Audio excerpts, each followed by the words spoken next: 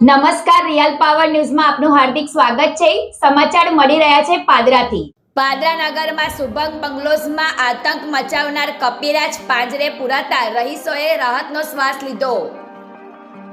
પાદરા નગરમાં જીઈબી પાસે આવેલ શુભમ બંગલોઝ સોસાયટી અને આસપાસના વિસ્તારમાં છેલ્લા 4 દિવસથી કપિરાજે આતંક મચાવ્યો હતો,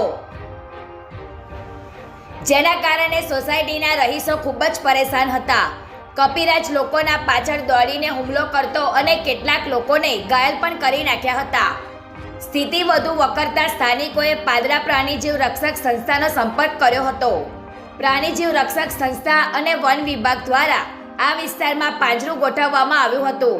આજે વહેલી સવારે કપિરાજ પાંજરામાં પુરાતા સ્થાનિક રહીશોને રાહત મળી છે। પ્રાણીજીવ રક્ષક સંસ્થાએ રેસ્ક્યુ કરેલા કપિરાજને વન વિભાગને સોંપ્યો હતો।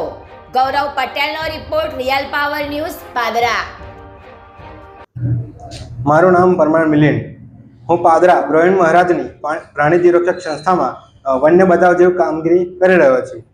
પાદરા ગામમાં છેલ્લા 4-5 દિવસથી શુભમ બંગલોઝમાંથી એક મોટો કપિરાજ વાંદરો 4-5 લોકોને બચકા ભરતો હતો। ત્યાંથી અમારી સંસ્થાના હેલ્પલાઇન નંબર ઉપર કોલ આવતા હતા કે મોટો એક કપિરાજ વાંદરો લોકોને બચકા ભરી રહ્યો છે। તો અમે પાદરા આરએફઓ સાહેબને જાણ કરી અને અમારી ટીમ તથા પાદરા વન વિભાગની ટીમે શુભમ બંગલોઝમાં પિંજરો ગોઠવી આ કપિરાજનું આજે સહી સલામત રેસ્ક્યુ કર્યું છે અને વન વિભાગમાં સુપ્રત કરેલ છે।